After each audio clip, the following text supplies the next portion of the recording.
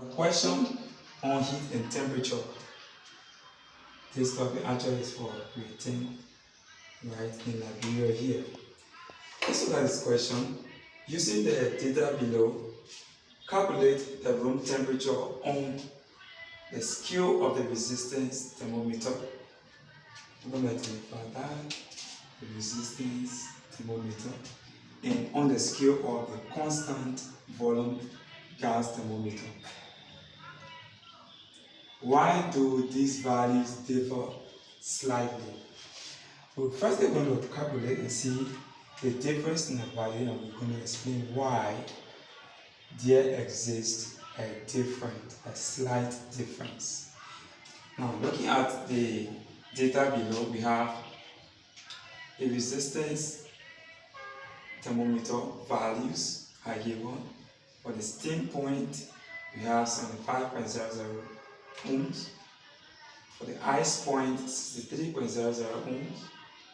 Room temperature, 64.992 ohms. On the pressure, the constant volume gas thermometer, the pressure recorded is 1.10 10 to the power 7 Newton per meter square. Yes, 8.00 times 10 to the 6 Newton per meter square. Of course, here we have 8.51, that is the room temperature, times 10 to the 6 Newton per meter square. We are taking into account first the resistance thermometer. Now, this is our solution considering the resistance thermometer. This is the formula we're going to use, right? This is the formula used to get this answer. Okay. Now, the room temperature is equal to R sub T. The R sub T here actually represents the temperature at the resistance. That is the room temperature at the resistance, R sub T. And R no here represents the resistance at the ice point. R sub 100 is the resistance at the steam point. We're going to multiply that by 100 degrees Celsius.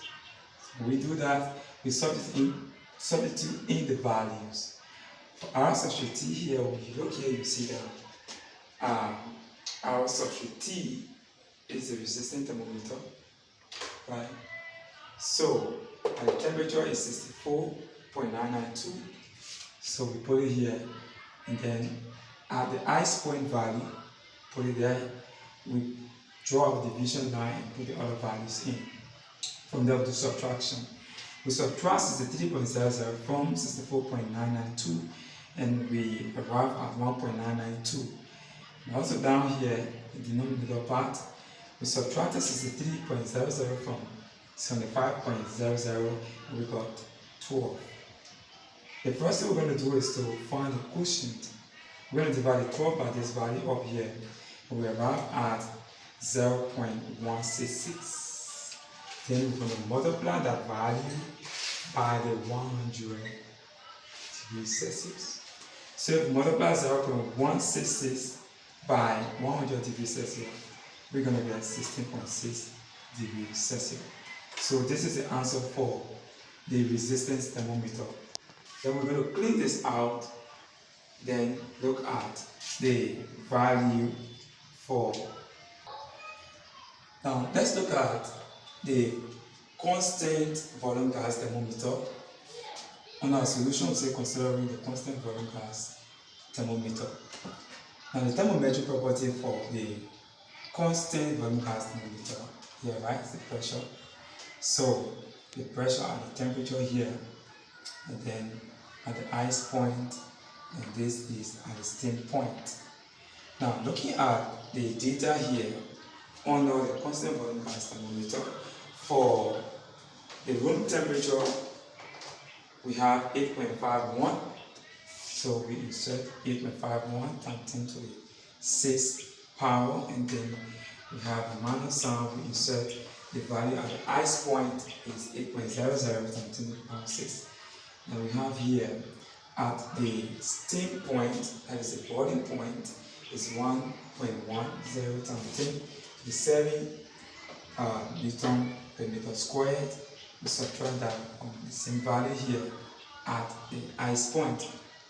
If we find the difference for the numerator part, we get 5.1 times 10 to the 5th power. We divide that and then we subtract the 8.00 from 1.10 times 10 to the 7th power. We got 3.10 times 10 to the power 6. We multiply that by 100 degrees Celsius. This is constant. Now, when we find the quotient, we get 0.17. Then we multiply by 100. Our answer happens to be 17.0 degrees Celsius. That is the room temperature on the constant gas volume thermometer. Now the question is, why do these values differ? Why do these values differ? Now the two values here are different because of their thermometric properties. The thermometric properties vary differently with temperature. Okay, so this is why their values are different because of the thermometric property. Now, the resistant thermometer recorded inaccurately. Then now we have the constant volume gas thermometer.